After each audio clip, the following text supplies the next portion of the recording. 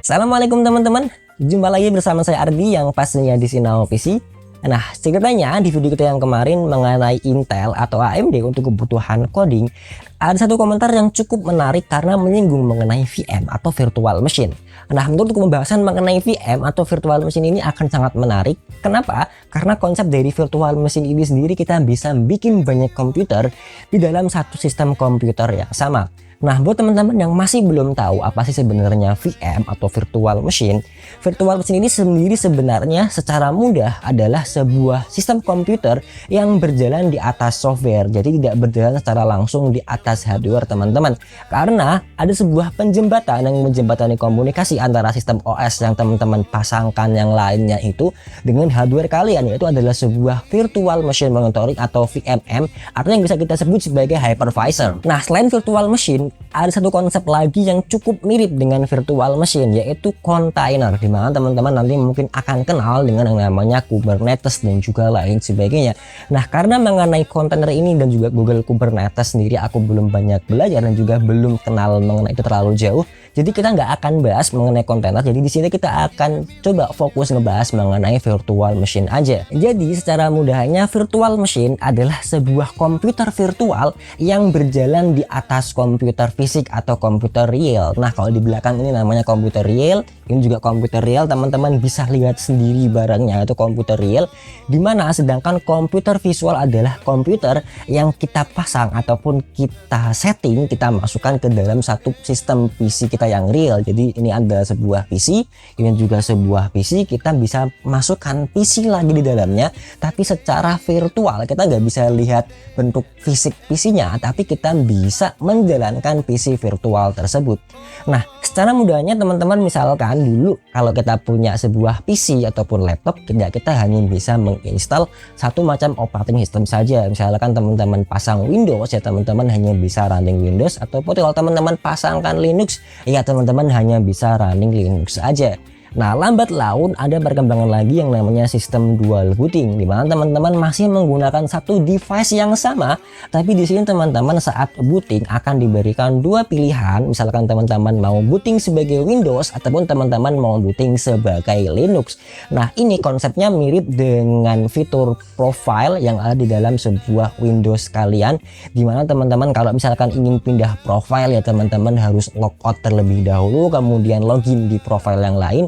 Nah, sama di dalam sistem dual booting ini, kalau misalkan teman-teman sekarang ini lagi login sebagai Windows, kalau teman-teman mau pindah ke Linux, ya teman-teman harus shutdown PC-nya, atau teman-teman harus restart dulu PC-nya dan kemudian akan memilih operating system yang lain saat sistem dual booting ini bekerja. Nah, di sini virtual machine punya konsep yang berbeda, di mana dari sebuah sistem PC utama teman-teman tadi, teman-teman bisa bikin sebuah sistem PC lagi secara virtual. Misalkan teman-teman bikin sebuah sistem PC virtual yang menjalankan OS Windows 7 ataupun Windows 11 misalkan, kemudian teman-teman bikin lagi di dalam suatu PC utama teman-teman sebuah PC virtual yang itu nanti akan menjalankan sistem operasi Linux misalkan. Nah, di sini teman-teman bisa langsung mengakses keduanya. Teman-teman bisa akses semua operating system yang terpasang di dalam satu sistem PC kita. Jadi kita bisa running Windows 11, kita bisa running Windows 10, kita bisa running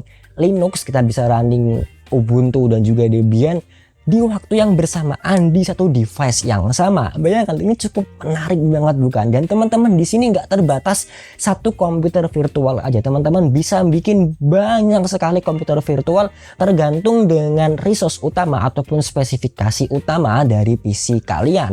Kenapa? Karena sistem dari virtual machine ini sendiri akan membagi ataupun juga mengalokasikan resource atau spesifikasi dari komputer utama kalian. Sistem virtual machine akan membagi dan juga mengalokasikan. Misalkan teman-teman ingin mengalokasikan 2 core dan juga 2 GB RAM untuk virtual PC yang nanti akan menjalankan Windows. Kemudian teman-teman bikin virtual machine lagi, teman-teman bikin virtual PC lagi, teman-teman ingin mengalihkan atau mengalokasikan 2 core dan juga 2 GB RAM untuk virtual PC yang nanti akan menjalankan Linux. Jadi teman-teman nanti bisa punya 3 operating system yang teman-teman bisa langsung akses semuanya di satu waktu yang sama di device yang sama. Nah bang, kenapa kita ngebahas mengenai virtual machine ini? Kan kita nggak butuh-butuh amat ya mengenai virtual machine.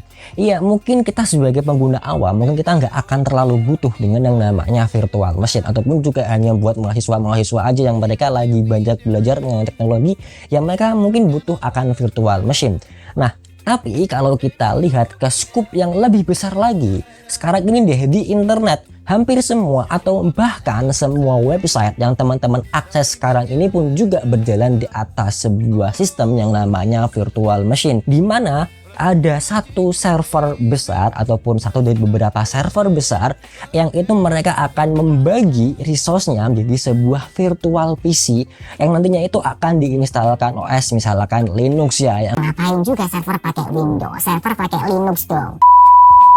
Nah, di mana sebuah virtual PC ini yang dari sebuah server tadi itu akan disewakan atau dijual kepada orang-orang yang ingin membuat sebuah website, atau kita mungkin akan lebih mengenalnya sebagai VPS atau Virtual Private Server. Nah, di sini mungkin buat teman-teman yang pernah nyewa VPS mungkin akan tahu rasanya gimana teman-teman setting VPS sendiri, di mana teman-teman hanya diberikan satu alamat IP aja dan teman-teman itu harus akses lewat SS ya.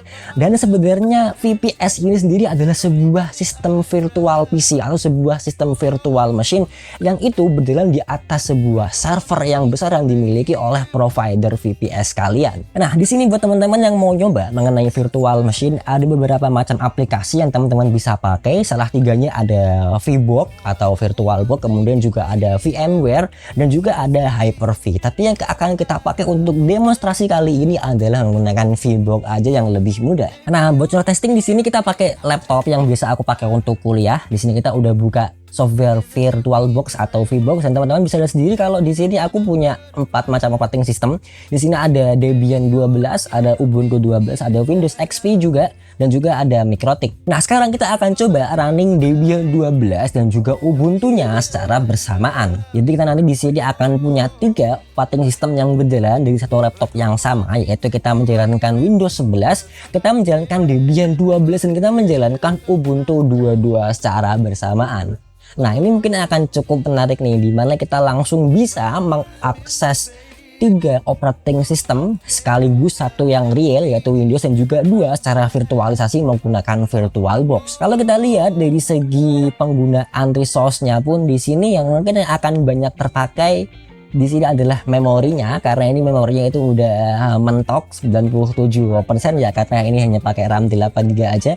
Tapi untuk CPU-nya sih mungkin akan masih cukup aman aja. Di sini aku pakai Intel Core generasi ke-12 i5 1235U.